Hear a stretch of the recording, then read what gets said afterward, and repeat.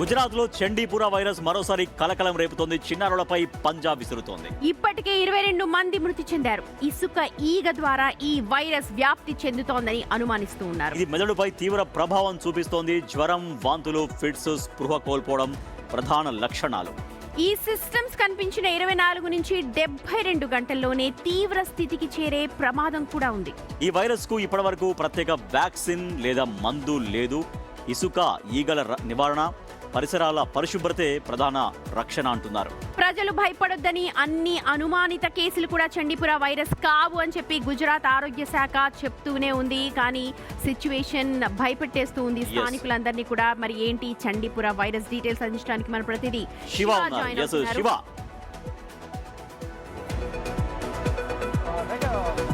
రాజేష్, ఇప్పుడు చండీపుర వైరస్ అనేది గుజరాత్ మీద పంజా విస్తురుతోంది. దీని ద్వారా ఈ వైరస్ సోకిన వెంటనే వితిన్ 72 అవర్స్ లోపునే తీవ్ర అనారోగ్యం పాలవుతున్న తర్వాత మృత్యువాత పడుతున్న సిచ్యువేషన్ అయితే ఇప్పుడు ప్రజెంట్ కనిపిస్తోంది. కానీ ఈ ఇసుక ఈగ వల్ల ఈ వైరస్ వ్యాప్తి చెందుతుంది అనేది ప్రధానంగా గుర్తించారు.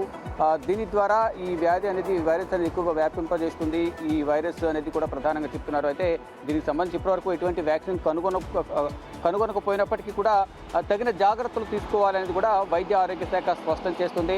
అంటే దీనివల్ల భవిష్యత్తులో ఎటువంటి ఇబ్బంది కలగకుండా దానికి సంబంధించి చర్యలు తీసుకుంటున్నామనేది కూడా గుజరాత్ ప్రభుత్వం కూడా చెప్తున్నారు. అయినప్పటికీ కూడా దీనివల్ల తీవ్ర ఇబ్బందులు, మందు లేదు, వ్యాక్సిన్ లేదు, భయపడద్దు అని చెప్తున్నారు. కానీ ప్రభుత్వం ఏం చర్యలు చేపట్టింది? చుట్టుపక్కల శుభ్రంగా ఉంచుకోవడం అంతేనా? ఏం చర్యలు చేపడుతోంది మరి గుజరాత్ గవర్నమెంట్?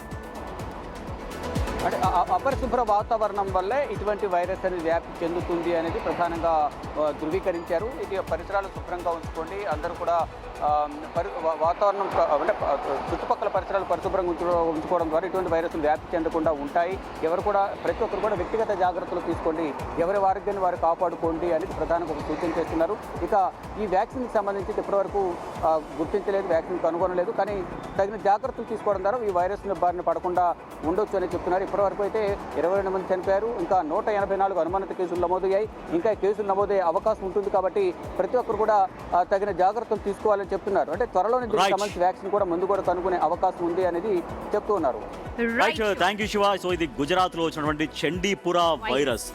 వైరస్ అన్నా వైరస్ అనగానే జనాలు భయపడిపోతున్నారు. ఎందుకంటే కరోనా వైరస్ గురించి విన్నాం. ఎప్పుడు 100 years ఎప్పుడు చూడలేని సిచ్యువేషన్స్ అందరినీ కూడా మనం చూసాం. కాబట్టి ప్రపంచాన్ని వణికించింది, ప్రపంచాన్ని స్తంభింపజేసింది.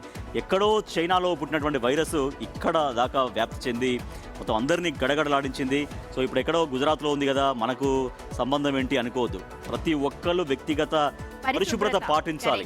వాళ్ళ చుట్టుపక్కల పరిసరాలని శుభ్రంగా ఉంచుకోవడం, సో కొంత వ్యక్తిగత శుభ్రత, పరిసరాల శుభ్రత ఇవన్నీ కూడా హైజీనిక్ గా ఉండాల్సిన అవసరం ఉంది. అప్పుడే మనం ఇమ్యూన్ సిస్టమ్ కూడా మనది బాగా ఎంత వీలైతే అంత పరిశుభ్రంగా ఉండేలాగా సో రెగ్యులర్ గా హ్యాండ్ వాష్ చేసుకోవడం కొంత ఇవన్నీ ఉంటాయి. కాబట్టి చాలా జాగ్రత్తగా ఎటువంటి వైరస్ బారిన పడకుండా మీ ఆరోగ్యాన్ని కాపాడుకునే ప్రయత్నం మీ నుంచి కూడా జరగాలని బిగ్ టీవీ